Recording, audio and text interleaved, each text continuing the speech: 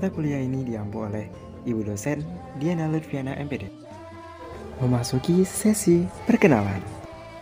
Assalamualaikum warahmatullahi wabarakatuh.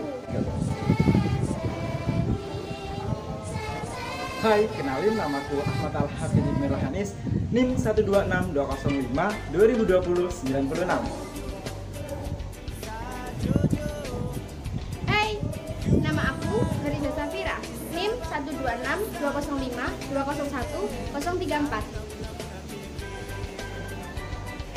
Halo, nama saya Anissa Fitri Amalia, NIM 126205 202 104. Apa aja nih yang akan kita bahas pada pertemuan kali ini? Yang pertama, bendera negara sang merah putih. Yang kedua, sejarah bahasa negara Indonesia. Yang ketiga, lambang negara Indonesia dan sila-sila Pancasila. Yang keempat, sejarah lagu kebangsaan Indonesia Raya. Dan yang kelima, strategi membentuk karakter jiwa bela negara. Materi pertama yaitu bendera sang merah putih. Berdasarkan catatan sejarah Indonesia, membuktikan jika bendera merah putih dikibarkan tahun 1292 oleh tentara Jaya Katuang saat berperang melawan kekuasaan Kertanegara dari Singosari tahun 1222 sampai 1292. Bendera merah putih untuk pertama kalinya berkibar pada abad ke-20 sebagai lambang kemerdekaan adalah benua Eropa. Tahun 1922, Perhimpunan Indonesia juga mengibarkan bendera merah putih di negeri Belanda dan terdapat kepala banteng di tengah-tengahnya. Tanggal 28 Oktober 1928, berkibarlah untuk pertama kalinya bendera merah putih sebagai bendera kebangsaan, yaitu dalam Kongres Indonesia Muda di Jakarta. Semenjak itulah berkibar bendera merah putih di seluruh kepulauan Nusantara Indonesia. Yang kedua, sejarah bahasa negara Indonesia. Bahasa Indonesia merupakan bahasa yang berasal dari bahasa Melayu.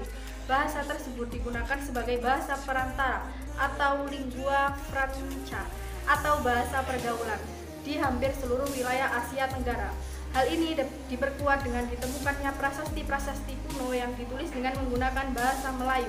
Bahasa Indonesia dikumandangkan secara resmi pada tanggal 28 Oktober 1928 yang bertepatan dengan peristiwa Sumpah Pemuda. Alasan yang kuat sehingga bahasa Indonesia dijadikan sebagai bahasa kebangsaan adalah 1. Bahasa Indonesia sudah merupakan lingua franca, yakni bahasa perhubungan antar etnis di Indonesia. 2. Walaupun jumlah penutur aslinya tidak sebanyak penutur bahasa Jawa, Sunda, atau bahasa Madura, bahasa Melayu memiliki daerah penyebaran yang sangat luas dan yang melampaui batas-batas wilayah bahasa lain. 3. Bahasa Melayu masih berkerabat dengan bahasa-bahasa Nusantara lain sehingga tidak dianggap sebagai bahasa asing lagi. Periodisasi perkembangan bahasa Indonesia. 1. Sebelum kemerdekaan. Pada saat sebelum kemerdekaan, bahasa Melayu digunakan oleh masyarakat sebagai alat perhubungan atau lingua franca di seluruh Nusantara bahkan di seluruh wilayah Asia Tenggara. Bangsa-bangsa asing yang datang ke Indonesia pun menggunakan bahasa Melayu untuk berkomunikasi dengan masyarakat Nusantara.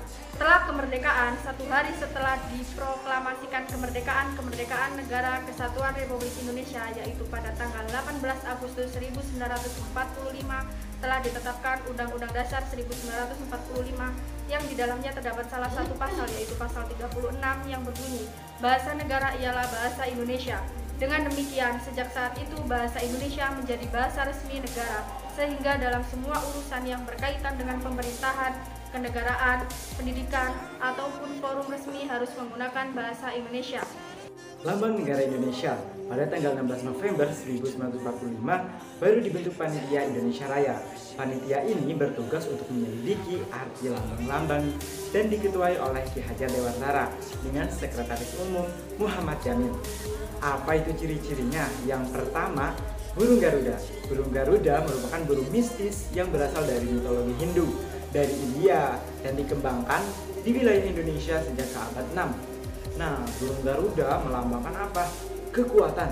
Sementara warna emas pada burung Garuda itu melambangkan kemegahan atau kejayaan. Sayap bulunya itu berjumlah 17 yang mempunyai makna tanggal kemerdekaan, yaitu tanggal 17. Kemudian bulu ekor memiliki jumlah 8 yang melambangkan bulan kemerdekaan negara kita, yaitu bulan Agustus atau bulan 8. Kemudian bulu-bulu di pangkal ekor atau perisainya itu berjumlah 19 helai dan di leher berjumlah 45 helai, sehingga semua jumlah bulu yang ada di setiap bagiannya itu melambangkan tanggal kemerdekaan negara Republik Indonesia NKRI, yaitu pada tanggal 17 Agustus 1945.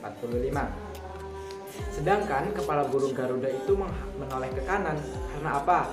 Karena pemikiran orang zaman dahulu ingin Indonesia menjadi negara yang benar dan bermaksud agar Indonesia itu tidak menempuh jalan yang salah. Dan sayap yang membentang itu adalah siap terbang ke angkasa. Yang kedua, arti lambang negara yaitu seloka, bertuliskan Bhinneka Tunggal Ika. Kedua kaki burung Garuda yang kokoh mencengkeram pita putih yang bertuliskan seloka yang berbunyi Bhinneka Tunggal Ika. Seloka ini diambil dari buku Sutasoma karangan Empu Tantular. Nah, Bhinneka Tunggal Ika berarti berbeda-beda tapi satu tujuan. Kemudian simbol dalam Pancasila. Yang pertama adalah lambang bintang. Bintang emas merupakan simbol sila pertama dalam Pancasila yang berbunyi ketuhanan yang Maha Esa, yang berarti mengenai Tuhan.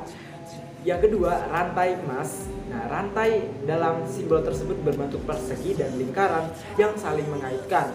Mata rantai berbentuk persegi 4 merupakan lambang laki-laki, sedangkan mata rantai lingkaran menggambarkan perempuan.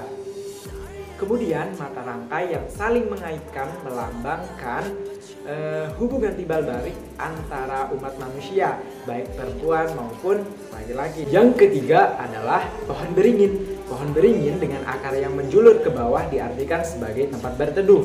Jadi Pancasila sebagai dasar negara diibaratkan dengan penentu bangsa Indonesia untuk berlindung dan merasa aman. Yang keempat, banteng. Banteng diartikan sebagai hewan sosial yang suka berkumpul dan bergerombol. Saat banteng berkumpul menjadi lebih kuat dan sulit diserang lawan. Kemudian untuk simbol yang kelima adalah padi dan kapas. Padi dan kapas melambangkan dua hal yang dibutuhkan manusia demi bisa bertahan hidup, dan padi melambangkan ketersediaan pangan, sementara sedangkan kapas melambangkan ketersediaan pakaian. Materi keempat adalah sejarah lagu kebangsaan Indonesia Raya. Pada awalnya, pertama kali dikumandangkan lagu Indonesia Raya berjumlah 81 birama dengan menggunakan irama waltz 6/8. Akan tetapi, irama waltz tersebut menyebabkan lagu ini tidak memiliki tekanan yang senada dalam tekanan pada mars. Selain itu, lagu ini pada dasarnya memiliki aksen yang datar serta tempo yang sangat lambat iringannya. Musik dengan tangga nada C natural sesuai register instrumen biola dan belum memperhitungkan ambitus suara vokal manusia. Kebanyakan musik memiliki jumlah ketukan yang banyaknya pada setiap iramanya.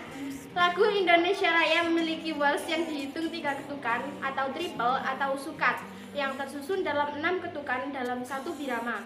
Pemerintah mengeluarkan peraturan nomor 44 pada tahun 1958 tentang lagu kebangsaan Indonesia Raya sebagai sebuah respon terhadap lagu kebangsaan pada tahun-tahun sebelumnya.